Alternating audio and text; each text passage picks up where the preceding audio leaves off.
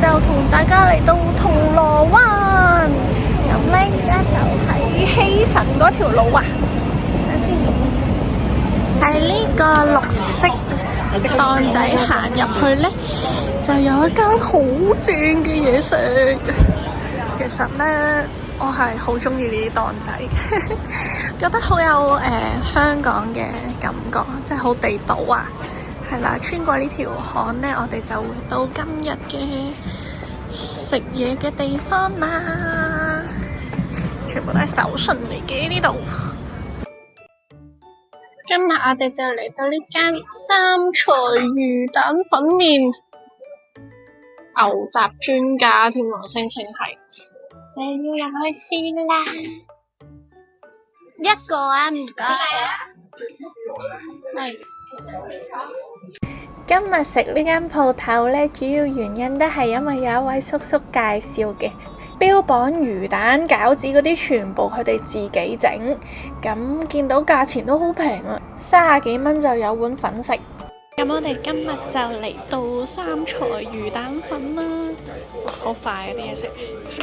話咁快已經嗌咗啲嘢食啦，俾大家睇下先。上菜速度好快呢度，我啱啱呢 set 完機呢，跟住已經啲嘢食已經嚟晒咯。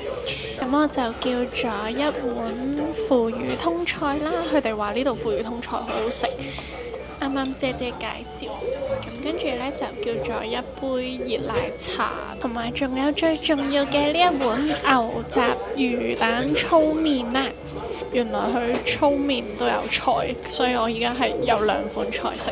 總要嚟啦！端午節就快到，又係時候食靚粽啦。咁我哋今年嘅粽呢，都係一如以往咁足料。唔單止睇落賣相好，食落都好好味㗎。今年我哋仲出咗果蒸粽啊，每隻都足成斤重㗎。淨係望佢包住晒個樣，梗係唔得，一定要切開埋入邊俾大家睇。哇！撩出嚟啦，睇唔睇到幾多餡呢？唔好講咁多，5分啊！快啲落單買啦！除咗鹹粽，當然唔少得嘅就梗係有甜粽啦，一樣都係爆晒餡，包你話好味嘅。另外一款都好多人中意嘅就係我哋嘅西米豆沙粽啦，食落去呢 Q 彈 Q 彈咁，好得意噶。依家訂全部粽都有早鳥優惠，快啲傾入網站落單啦！爭啲唔記得講，每一套都有保溫袋送噶。事不宜遲，而家即刻開始試啦！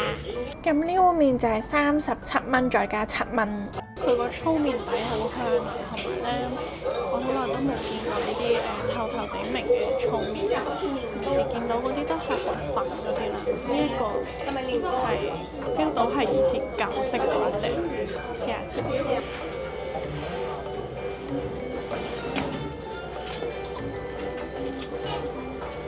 佢個麵質好爽好滑，好好食啊！佢個麵底真係做到麵香㗎。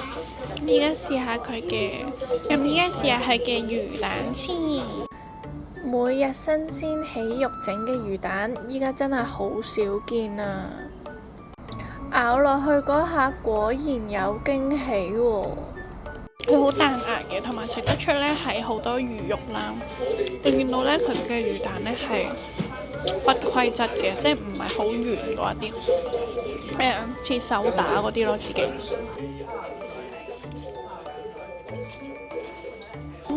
牛肺呢，佢就切咗做一條條嘅，睇落個樣幾滑，試下先。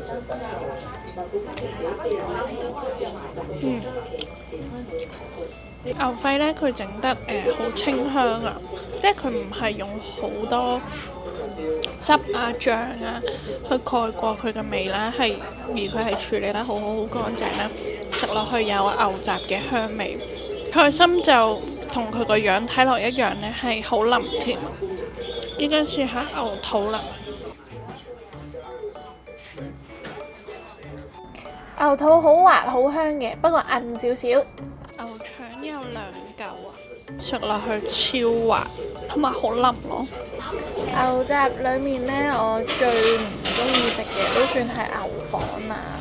咁都試下佢呢度嘅係點嘅先。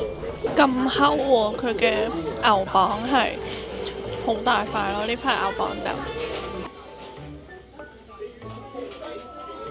牛磅呢整得好粉嘅，咁呢我都好明白點解佢呢度會叫牛雜專家，因為呢其實我自己本身都幾中意食牛雜嘅。我哋門市樓下呢都有一間好出名嘅食牛雜嘅鋪頭啦。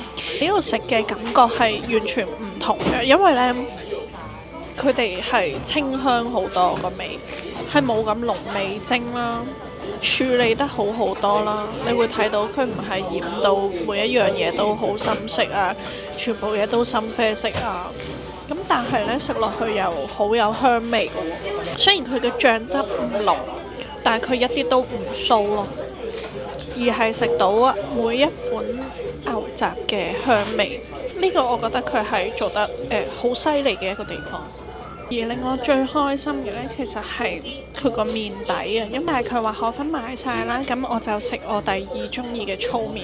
但我而家已經好少食啦，因為呢好少食得翻以前嗰個味，即係以前呢喺嗰個爽啊，嗰個滑身啊，依家食嗰啲粗麵通常都好粉，但係佢呢一個真係好好食咯。咁我哋試埋個腐乳通菜先。17蚊呢一個份量真係好抵呀，我覺得足足有成3-4層菜咁多啊！如果出邊嗌小菜，起碼要60-70蚊一個。最後試一間餐廳，就當然要試埋佢哋嘅熱奶茶啦。咁我自己就慣咗落晒1包糖嘅。